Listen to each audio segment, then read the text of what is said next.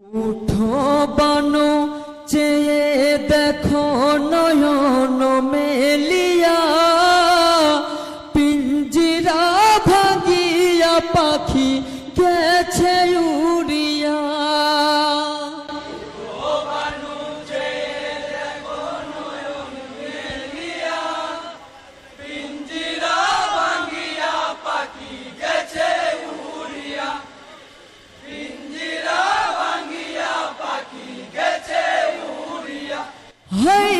হরি মোলা নামেতে পাপি ছুড়িল বিষের তীর, শুষ্ক গলাই বিধিল এসে পিষ্টে হই বাহির।